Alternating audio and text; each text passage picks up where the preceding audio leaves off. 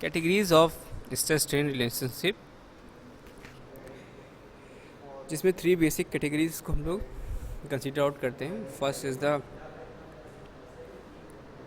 perfectly elastic, second one your elastic and perfectly plastic, and third one your that is elastic and strain hardening.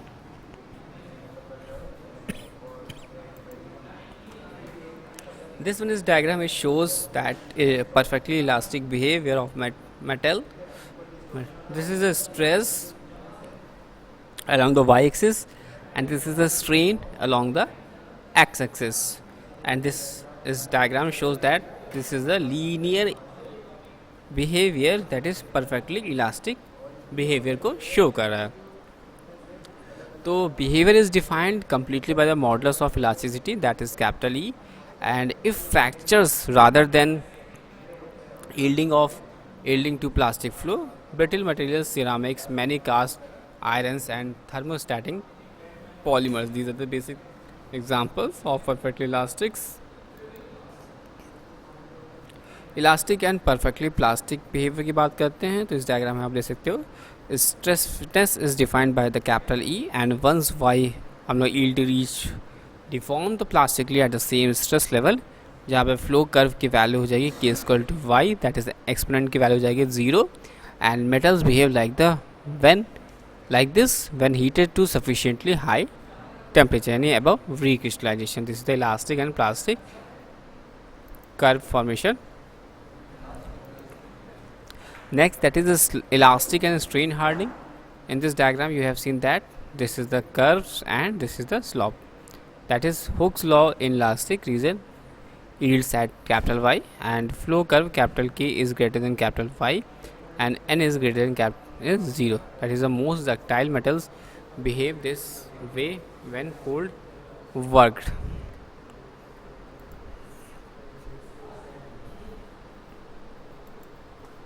This one is your compression test.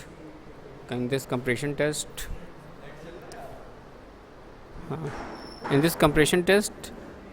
applies a load that sequence that ends of a cylindrical specimen between two pad plates. आप यहाँ पर देख सकते हो. This is the diagram.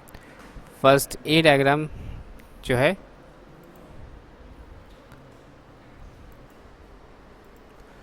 तो in this diagram the figure 1A is the compression force applied to the test piece 1 and second figure में आप 1 and 2, that is यहाँ पे आप देख सकते हो जैसे कंप्रेशन लगेगा तो जो लेंथ थी वो क्या हो जाएगी, डिक्रीज हो जाएगी. This is the squeeze out, applies a load that squeeze that ends of a cylindrical specimen between two plates. तो यानी कंप्रेशन टेस्ट में ऑटोमेटिकली कंप्रेशन टेस्ट में क्या होगा, फोर्स की डायरेक्शन आप देख सकते हो जिसकी वजह से ये हमारा जो लेंथ है वो डिक्रीज हो जाती है. This is the systematic arrangement of compression test.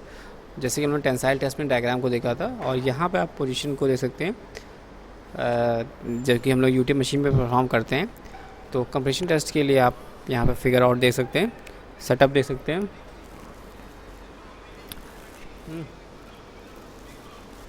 This setup, this one your base, this one your table, or this one your lower platen. This is your test specimen. Upper platen जहाँ पे this is the plate that is fixed, and this is the moving crosshead. This is the moving crosshead. जिसमें आप देख सकते हैं force जो है वो एक दूसरे के किस तरह से एक डायरेक्शनल है जिसकी वजह से यहाँ पे क्या हो रहा है, कंप्रेशन अप्लाइड हो पा रहा है. और दिस द वेलोसिटी जो कि यहाँ पर क्या है, डाउनवर्ड डायरेक्शन में है. नेक्स्ट आगे बढ़ते हैं हम लोग. तो ये कंप्रेशन टेस्ट का सेटअप हो गया. और इंजीनियरिंग स्ट्रेस इन कंप्रेशन की बात करते हैं तो जिसको हम लोग सिग्मा ई से रिप्रेजेंट करते हैं, that is F upon A not, जो कि क्या है, is a compressed value. It is the height is reduce and cross sectional area is increase. Engineering strain की बात करेंगे तो H minus H not upon H not हो जाएगा. That is since height is reduce during compression and value of E is negative. This is the diagram. In this diagram you have seen that the shape of plastic region is different from tensile test because cross section increase. अब यहाँ पे जैसे कि हमने diagram में देखा था कि टेंशन और कंप्रेशन लग रहा है, और कंप्रेशन के केस में क्या हो रहा है कि किस तरह से एरिया रीजन डायमीटर में चेंजेस आ रहे हैं, उसको आप फिगर आउट कर सकते हैं। तो ये जो डायग्राम है ये आपका typically engineering stress strain curve for a compression test के लिए है। तो कंप्रेशन टेस्ट में देख रहे हैं आप, देख सकते हैं यहाँ पर इलास्टिक रीजन मिल रहा है, यहाँ पर यील्ड पॉइंट मिल रहा है, और फिर ये कर्व जो है वो ऊपर की ओर इंक्रीज हो जा रहा है, that is elastic region and yield point start of plastic region. तो this is the shape of plastic region is different from tensile test because cross section increases, or calculate the value of engineering stress is higher. Engineering stress value is higher.